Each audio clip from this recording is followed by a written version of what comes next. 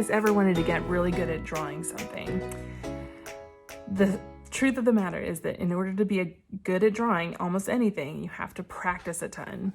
So today we're going to talk about how to draw leaves, and we're going to try to think of all the different kinds of leaves we can draw. So let's just start in this 16th of March. Okay, so there's leaves that are pointy on the end, right? There are leaves that are round on the end.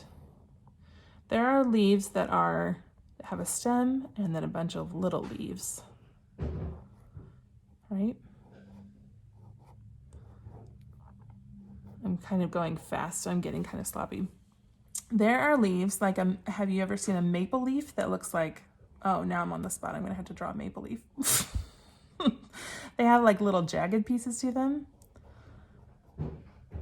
like that. And then all of their veins on a maple leaf connect from every point back to the stem.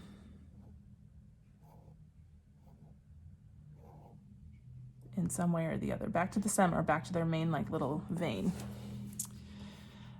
Okay, so then sometimes there are two little leaves right next to each other. Or do you know something that has four leaves? Four-leaf clover. It's a great one. Even if you have a pointy leaf, you could draw the veins in different kinds of ways. So let's say that this is the stem. The veins could be just these little dashes on one side only. They could be, they could all kind of like spider out from individual veins, and that looks really different. What else could you do? You could color one whole side in.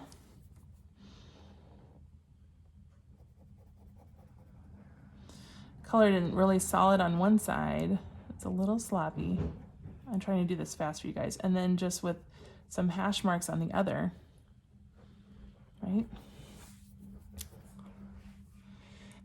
You can draw long, skinny leaves. Maybe it has a point to it. Maybe it loops around and is kind of folded. And if it's kind of folded, I want it to be a little bit pointier. At one point it gets thin like that, and then it has like a long thing. That's like a long leaf of grass, right? Let's see, an oak leaf looks like this. So that looks like kind of all cool and squiggly. And usually the veins on these, I like to draw them with little circles up here, just for like a little pattern, a little interest. Oh, I'm almost out of space, but I've drawn a lot of leaves. Sometimes they're like that. The leaves on a strawberry plant are really jagged, but they're like little and jagged. So they're kind of soft on the edges where they're not super pointy, but a little bit. So you should go look at any plants that you have in your yard or plants that you have in your house and try to draw as many different kinds of leaves as you can find. Because I think in my house alone, I probably have 5 or 6 kinds of leaves in the house and then outside.